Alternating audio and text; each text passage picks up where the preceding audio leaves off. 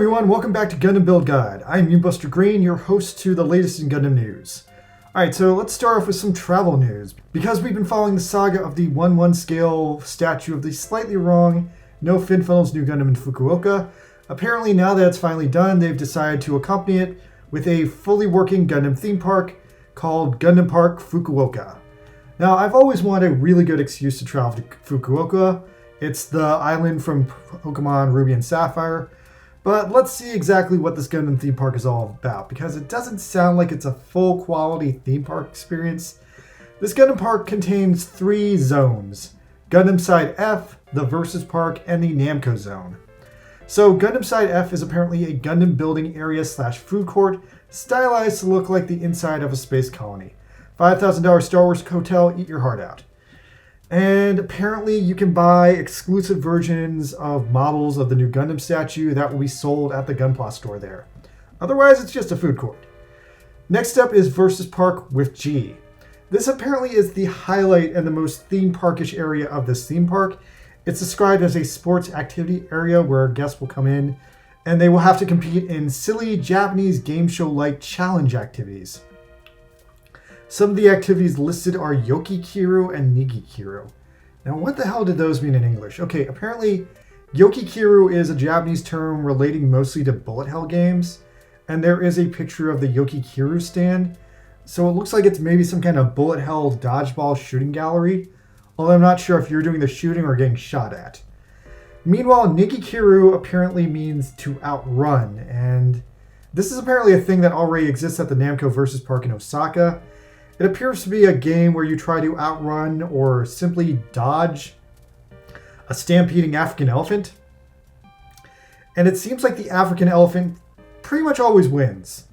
Apparently, Osaka already has the first Versus Park. This new one in Fukuoka is just going to be a Gundam themed one.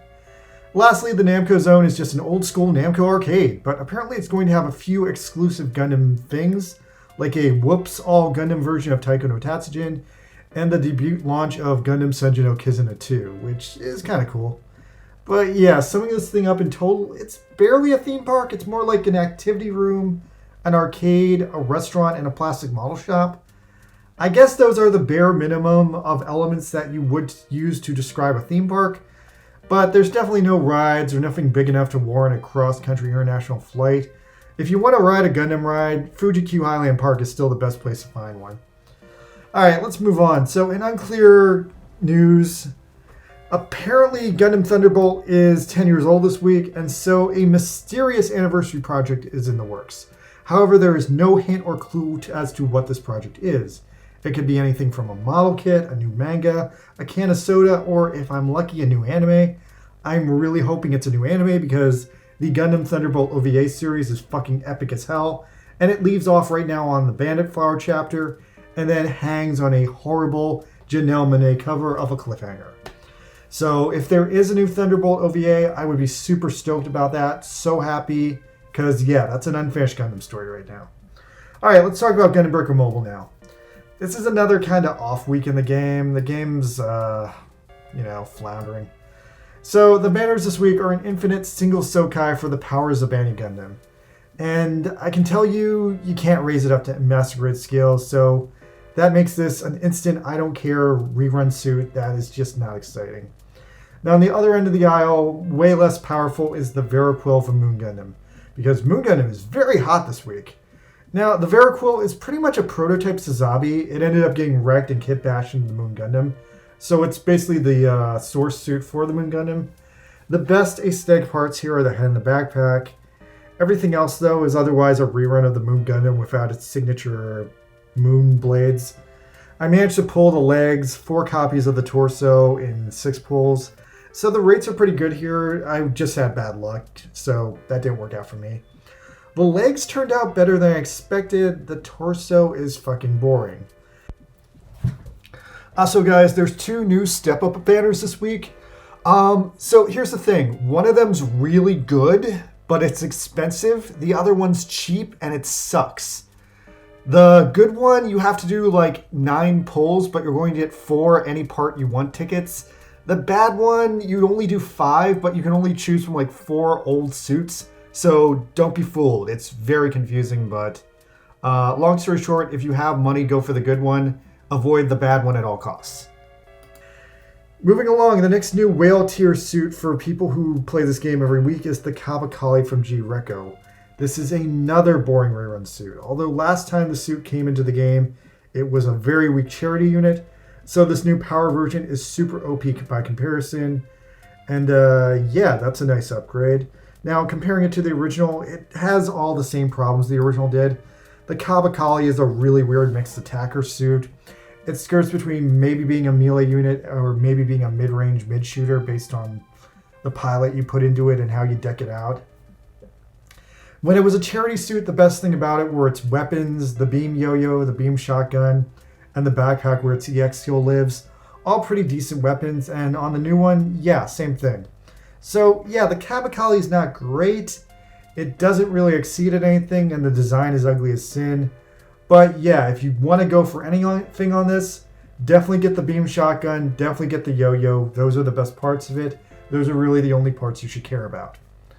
Now, moving along, we have a new holiday-themed side story this week. It's a new mission seemingly themed around Japanese Girls' Day.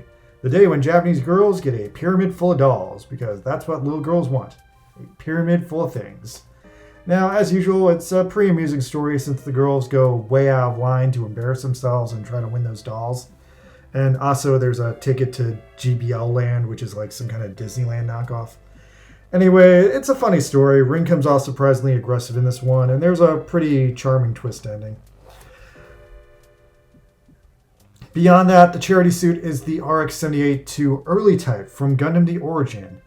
And yes, it is another RX-78-2, but at least this one has a lot going for it.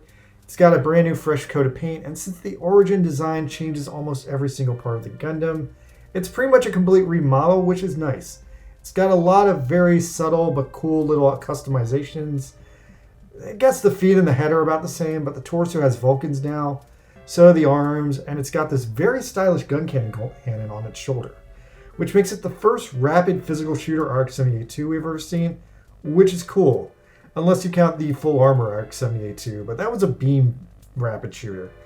Anyway, this feels nice, and I wanted to do something ironic with it, so I painted mine up in the full armor RX color scheme, and yeah, now it looks like this. Anyway, it performed really well, and I had a great time using it. Very happy with the suit, but again, it's another RX-78, so maybe you're feeling tired of that, but if you're not, this is one of the most original RX-78 designs we've ever seen. Plus, it's got that upside-down Origin shield, which is pretty freaking cool. If you want an upside-down shield, there it is. Now, those are all the big things going on this week. Aside from that, Ultimate, Strike, Perfect, whatever is back. It seems a little bit harder this time, but again, I can't chalk that up to maybe people forgot how to fight it again, and you know, people were just floundering against it. I had a pretty hard time when I tried to fight it on my stream, but then with some other groups, we took it down more simply. All the same, just, you know, use your shooters, use your melee suits, and stay frosty, because on ultimate difficulty, it can kill you in 2 hits.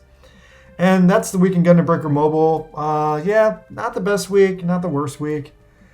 The Origin Gundam's okay, the Veraquill's okay. Not thrilled about the Kabakali or the Zabanya, to be honest, but yeah. They're just rerun suits, what are you gonna do? Alright guys, thanks for coming by, I'll see you next week. Stay safe. It's a war out there. Bye!